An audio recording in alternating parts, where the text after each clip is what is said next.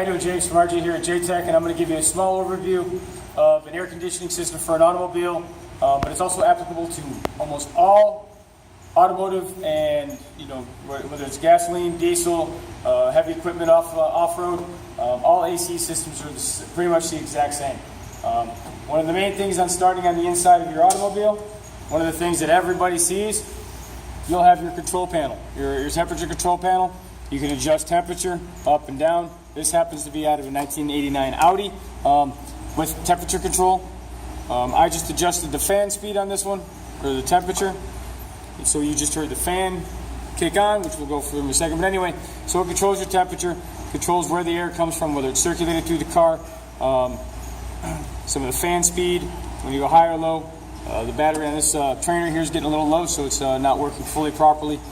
Going on auto for defrost, for your windshield, the windows going up or starting to defrost or not. An important thing on that is, in the wintertime when it's cold out, you want to defrost your windows.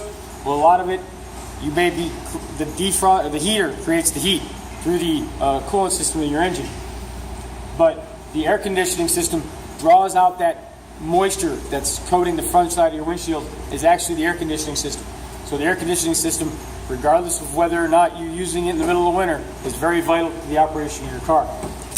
Next, we're going to go to some of your outlets. Obviously, these are where your air comes from. You feel your air coming out during the changing your speed or the location, whether it's the floor, whether it's your front vents, whether it's your defroster, circulating it through. So this is usually located, or at least the main part of your air box is a lot of times passenger side underneath the dash, or behind the dash, behind the glove box.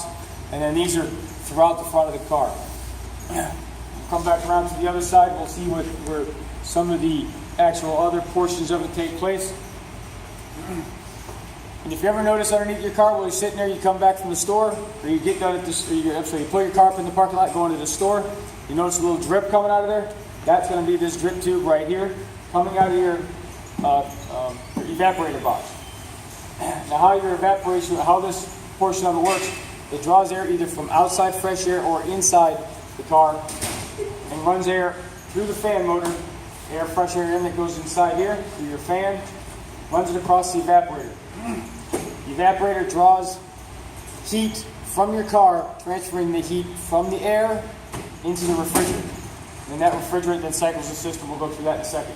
It also draws any moisture out of the air and then deposits through the bottom, dripping down through here. So if your air conditioning system is working and you're not finding a drip at the bottom underneath your car, then you could create problems up inside of here. You can create mold and other problems. You can get dirt or even mildew possibly to clog up your tube.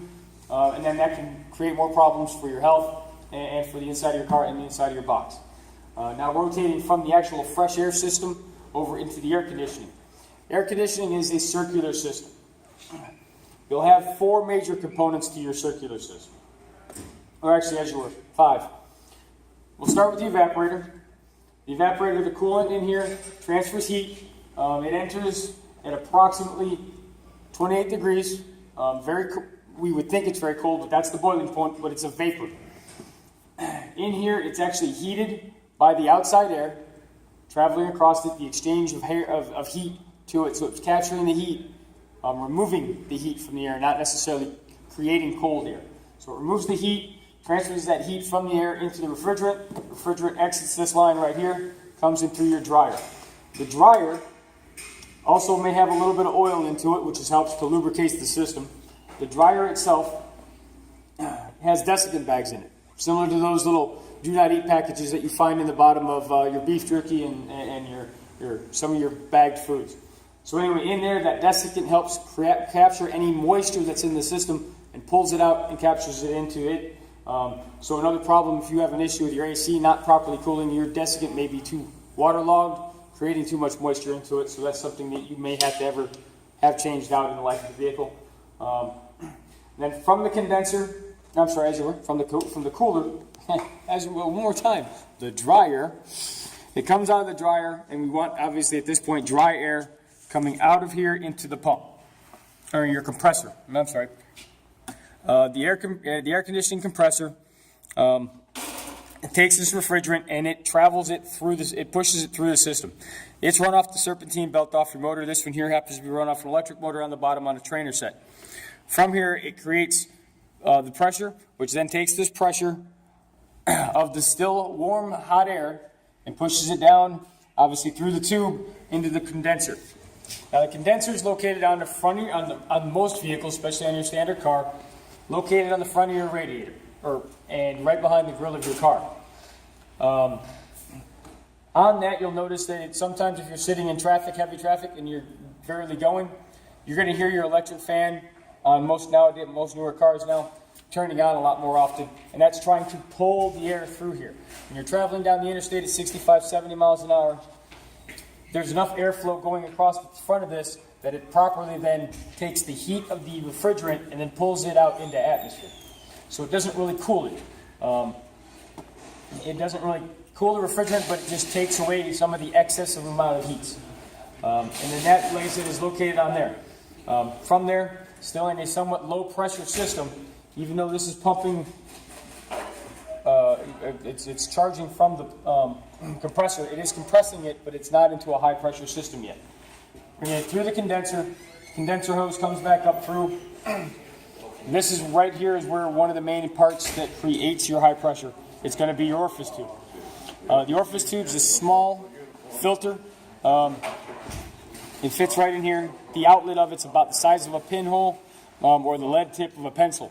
So very tiny. It'll filter out any particulate matter that may happen to get kicked up from your desiccant bag or something. So it also can, captures that in that little filter. Something else that you may have to have replaced or repaired somewhere along the lines.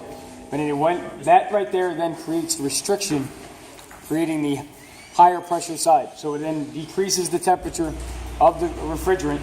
This portion would be, if you were to feel your lines, this portion is going to be a little bit on the hot side. This part right here is going to be on the colder side, bringing that temperature from about 100, from anywhere from 100 to 300 degrees, depending on the system, down to double digits.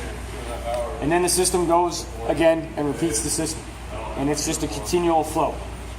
So we'll go and turn this on right quick. And you can hear the compressor kicking on.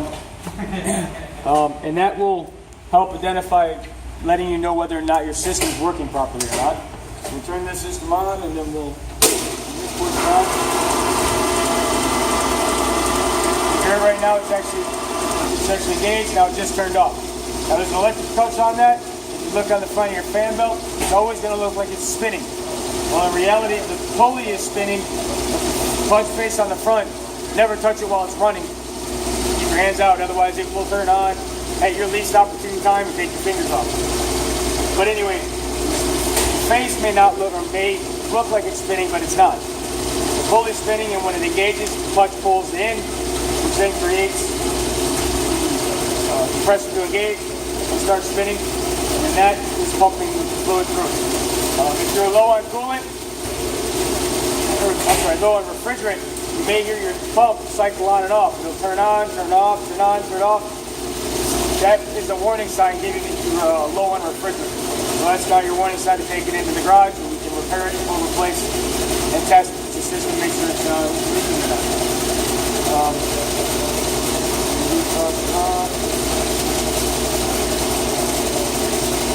Get it to kick on. But because the temperature in here is cooled by our building AC, it may be unlikely at this point now that it's not going to turn on. But there it is now. It's kicked back in and it kicks back off. So again, to maintain a certain temperature, it only may have to process for a short amount of time.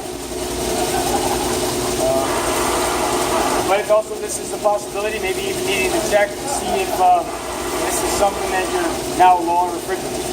One more real quick thing, you're going to notice on the back over here. Let me turn it off right quick first. If you ever take it to the garage to get it filled and refilled, or it's also one of those things that you want to look at and maintain, that you're making sure you don't have any debris or filter or chain this up inside of. Here's your low pressure and your high pressure fill nozzles.